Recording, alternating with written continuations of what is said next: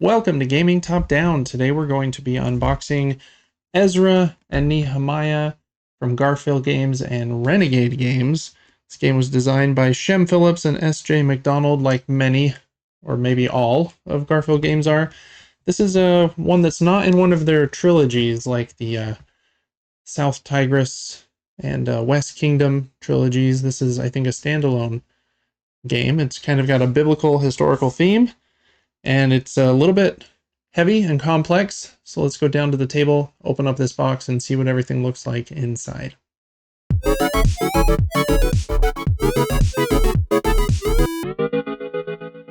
Okay, here's the box at the table. This is a game for 1 to 4 players, ages 14 plus, and takes 2 hours to play, it says here. There's a bit of story, component breakdown there on the back, but we'll see that in the rule book. So let's just open it up and see what everything looks like inside. Got some promo stuff. Here is the rule book. I guess I should say, while I flip through the pages of the rule book, components here. This is the retail version of the game, not the Kickstarter version that came with metal coins. So this one I just got later. I'm a little late to this party, but excited to try this game nonetheless. Got setup, quite a few pages of setup, gameplay overview, workdays and the Sabbath, playing character cards, main actions, temple and altar, continued, rubble, walls and gates, continued and continued, Torah and tents for a couple pages, auxiliary actions, traders and elders, prepare for Sabbath, the Sabbath, endgame scoring after the Sabbath. The solo mode is here on page. There's not numbers. Oh yeah, there's 30. And is explained through page 36. Development tile reference on 37. Scroll tile reference on 38 and 39. And a character card scoring on page 40. Pretty in-depth rulebook, 40 pages. Seems like a similar length. Well, maybe similar length, but a bit more going on than like Architects of the West Kingdom, which is the other one of their games that I have. All right, there's a bag here that something will go in. I don't know if it's a cube randomizer or something like that, but pretty simple bag there. We've got lots of wooden pieces, some cards, some cardboard tokens. Let's look at them maybe in about that order. Let's start with moving these baggies out of the way. Maybe we'll put the game board out and look at the player boards first, just so we have that kind of as the backdrop for everything else. Okay, here is the game board. Set this box off to the side. Okay. Board is one-sided, the other side is just black. And there is a lot going on this board, as you can see here. The different areas of the board are like 4 gates in the corners. You have these cards and rubble that will go along the outside wall as the wall is built up. This is the temple section here. And then here, I think, is where like the 2 prophets move on this track, and some of the character tiles go on this track here where you can learn Torah. And then there's this, I think, campfire or tent track where you'll be moving kind of your grouping of people around. So lots going on. Again, I won't explain every rule because I don't know all of them yet, but that is what the game board looks like. And then every player has a player board that is double layered, at least here in this spot where you'll be placing these, what would you call that, a pot type of urn, I guess, there, and probably moving them up the tracks. And then these 5 wells and these here too are double layered. And you'll have some special tiles that go in these, and you can flip them over at certain parts during the game. This spot looks double layered, but it's not. It's just where you'll play your action cards during the round, and you'll play 6 cards to symbolize the 6 days of the week before the Sabbath. And they are one-sided, 4 of them that look identical, and then there is one more board here that's not double layered. I think this one is for the solo mode, if I am not mistaken. So player boards, solo board here on the main board. Then we have a bunch of cardboard pieces. You've got the coins, and then I think these are the tiles that will kind of nest like here inside these spots. And the different character cards, I think, kind of in some light asymmetry, start with different tiles, I believe. And then you can upgrade them at certain points by flipping them over, and they become better on the other side and also give you victory points. So lots of tiles here. I'll just flip through them kind of quickly so that you can at least see them all if you're wanting to see all of them. Then you've got these 3 tiles that I think go like here as like the leaders, the religious leaders of the city, I believe, kind of like that. I might not have them in the right order, but I think that these 3 do go there. The cardboard feels good. It's like standard thickness, kind of glossy, but does feel like the print feels nice on it. So there are those. We've got, instead of like a player aid card, you get a player aid big board or token, I guess. Bread, more money. It's more of those. And then I'm guessing this one's for the solo mode, since this one looks different, or maybe not. It might actually be for like general rules, like game structure, what happens on the Sabbath, preparing for the Sabbath, after the Sabbath. I hope that's what that's for, because that would be kind of nice to have that tile there just to break down the different sections of the game. Got 5-point variants of coins and bread. And then this is a overlay for the temple that does look like it's different on 2 sides for 1 to 2 players, 3 players. So it must go over this depending on how many players you're playing with. I'm guessing the board itself looks like it's 4 players, showing the 4 meeples there. And then this might just be a first player token, this kind of horn. Anyways, lots of cardboard in the game on these kind of half sheet punch outs. Then we've got wooden pieces, and let's see, I don't know, haven't played the game yet, obviously, so I don't know exactly where some of these go, but let's see if we can't figure it out here. Looks like everyone will have a red urn, probably goes on this track to match that one, a purple one, and an orange one. And again, I'm assuming they go on these 3 tracks here. Have this meeple and this meeple that I think are like the 2 prophets that I think go on this track. Yeah, you can kind of see their images here.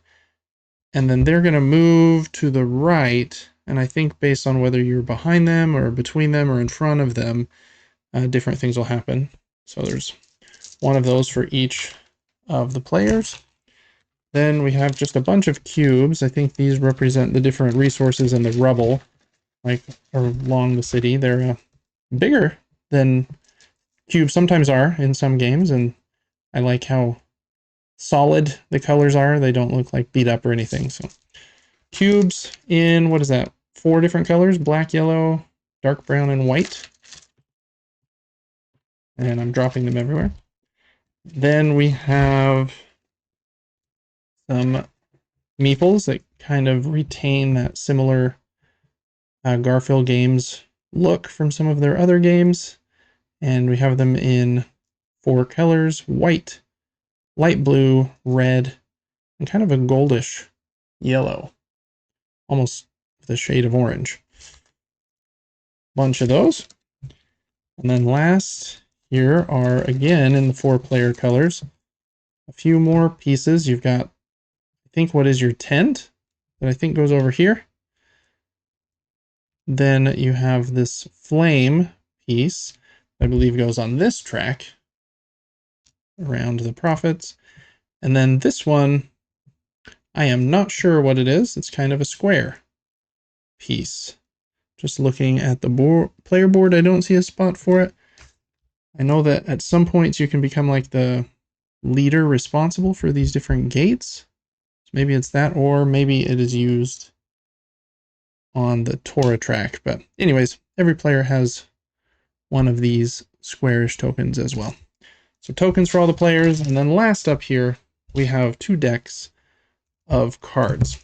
Let's look at this one first, which I think are the cards that go along the outside of the game board, since it looks like they're going to be a little bit simpler to open than the other pack. And how many backs do we have here? We have yellow. Okay, these must be the starting sets of cards for each player, because you'll be choosing a card each turn to play. Then you have some cards with this sheep back. Some cards here that look like they might be used in setup to go there on the tracks or around the prophet track. Some cards with different backs here that look like the wall kind of setup. Some gate cards and some lion cards. I'm guessing the lion cards might be, well, I thought they might be the solo cards, but maybe not. It does look like they are gate cards, but here's all the lion ones. I'm going to zoom in for you just in case you want to see all of the cards, but for the different gates, it shows different actions you can do, I guess. Different exchanges. Muster Gate, Old Gate, Sheep Gate, Valley Gate, and Water Gate. Then here are the sheep cards. And these are probably the solo Automa cards. It looks like they have different actions on them. You probably start with the top one, and if they can't do that, go down and do the others. That's a total guess. That may be incorrect, but that's what that looks like. Then, let's see, we already looked at those. You've got the 2 cards here for a general setup. They are double-sided. I wonder if this stack starts here and then will gradually change, or if it's just a randomized setup at the beginning and then they're not touched. But it does look like those go there. And then the 4 standard decks of cards for each player. It looks like some of them are pretty simple cards with almost nothing on them. But I think some of them are a bit more than that, if I remember correctly from the video I watched, but maybe not. Let me look and see if the other colors are just the same. It does look like they are the same decks. Oh, maybe not exactly the same, actually. I don't remember that one with the 3 black resources. Oh, yeah, but it's right there. Never mind. I do think they are identical. Teal and yeah, okay. And purple. And then we have the bigger cards. So let's see if I can open them here real quick. And then we will finish this unboxing by looking at them. Okay, a setup card. Nice. And then cards for, let me look, see what the backs look like. Oh, never mind. There isn't a solid back. There are, oh yes, there are. I was looking at them already. Okay, you have a card for, again, each one of these religious leaders. Zerubbabel, Ezra, and Nehemiah. Then a deck of cards for each character. Purple, teal, yellow, and red. And I'm sure all these characters have names as well. So let's look at each character's cards real quick. And hopefully we'll be able to see if they're slightly different or not. Mason, Singer, musician, carpenter, gatherer. I like the artwork on these characters. Jeweler, lookout, scholar, soldier, and teacher. Then this character, let's see, scholar card.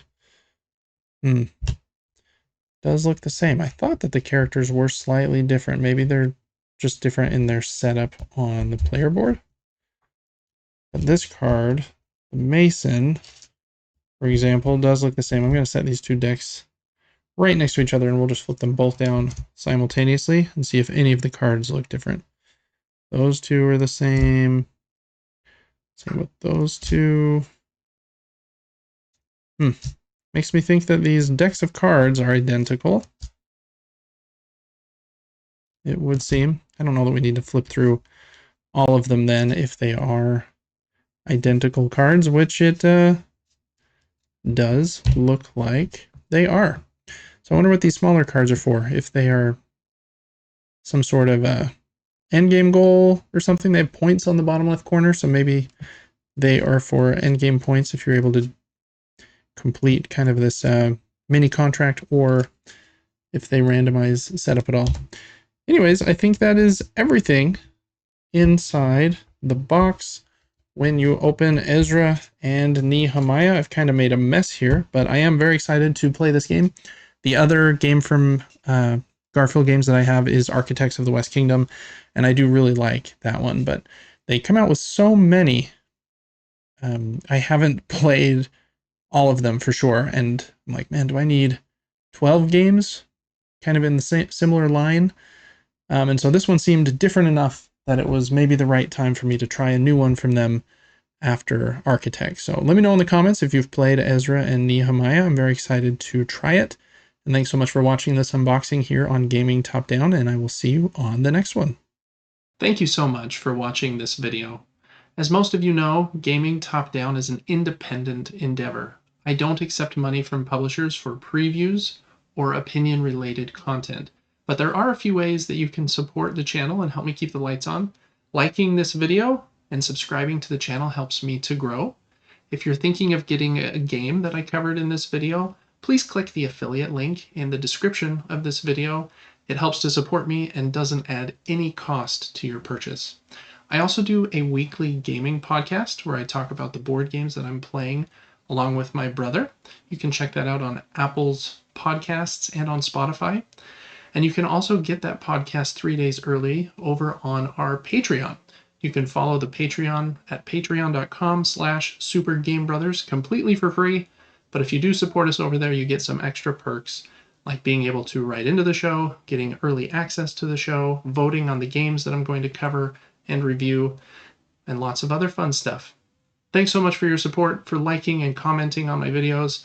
You really are what helped keep the lights on for me. Thank you.